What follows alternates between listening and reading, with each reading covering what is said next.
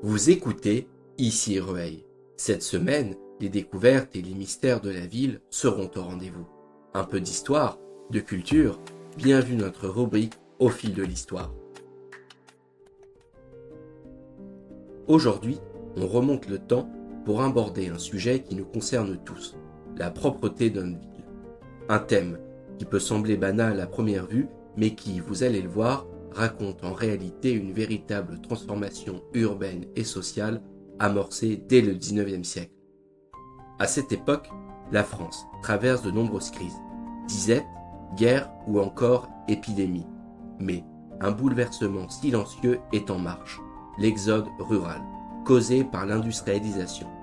Les villes grossissent trop vite, sans être prêtes à accueillir autant d'habitants. Résultat, les conditions sanitaires se dégradent fortement. C'est dans ce contexte qu'émerge le mouvement hygiéniste, une pensée avant-gardiste qui lie santé publique, urbanisme et propreté. L'idée est simple. Pour prévenir les maladies, il faut agir sur l'environnement, et cela passe entre autres par des villes plus propres et plus saines. Dès les années 1840, Rueil-Malmaison prend le problème à bras-le-corps. La municipalité lance un véritable plan d'urbanisme et multiplie les arrêtés pour assainir les rues. En 1849, on commence autour de l'église Saint-Pierre-Saint-Paul. Il est interdit de déposer des ordures près des murs ou de jeter des déchets sur les toits et les vitres. On protège les lieux sacrés, mais aussi la dignité de l'espace public. En 1853, c'est le chemin de Saint-Cloud, aujourd'hui l'avenue du 18 juin 1940, qui est visée. Interdiction formelle d'y laisser traîner du fumier, des immondices ou des matières animales.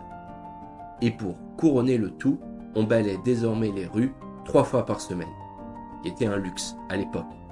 Mais les rues ne sont pas les seuls endroits visés, puisqu'en 1854, la municipalité s'attaque à un autre problème, les abords des cafés et restaurants, jugés souvent tenus dans un état de malpropreté qui blesse la décence et les mœurs. Certaines habitudes gênent, comme celle de satisfaire ses besoins le long des murs de promenade. La solution ? Obliger les débits de boissons à installer des urinoirs publics selon les consignes de la mairie. Mais cela ne suffit pas. En 1859, on impose aux maisons publiques comme aux particuliers de s'équiper de véritables toilettes. Et attention, elles doivent être séparées pour les hommes et les femmes. Une petite révolution dans les comportements urbains. La rue Saint-Pierre, que vous connaissez aujourd'hui sous le nom de rue Hervé, devient rapidement le symbole de l'insalubrité à Rueil. Pas d'égout, pas d'urinoir, des logements étroits, humides et malsains. On y croise même des encoignures servant d'installation de fortune, ce qui aggrave les nuisances pour les passants. Le logement de M. Blondin cité en exemple est particulièrement révélateur. Un simple rez-de-chaussée humide donnant sur une rue étroite et sale avec une cour presque entièrement occupée par un trou à fumier. On imagine sans peine les odeurs. Alors, en 1866, la ville décide de lancer un emprunt pour élargir et assainir cette voie étroite de moins de 2 mètres de large. Mais tout ne se passe pas comme prévu. Les riverains s'opposent au projet, craignant les travaux, les charges ou tout simplement le changement. Puis, en 1870, la guerre interrompt les efforts. Ce n'est que 10 ans plus tard que les travaux reprendront réellement. Rueil ne s'est pas transformé en ville propre du jour au lendemain. C'est une avancée progressive qui a demandé des choix politiques courageux, des aménagements urbains structurants et surtout une évolution des mentalités. Derrière les arrêtés parfois cocasses et les mesures strictes, il y a un objectif clair, offrir un cadre de vie digne, sain et agréable à tous les habitants.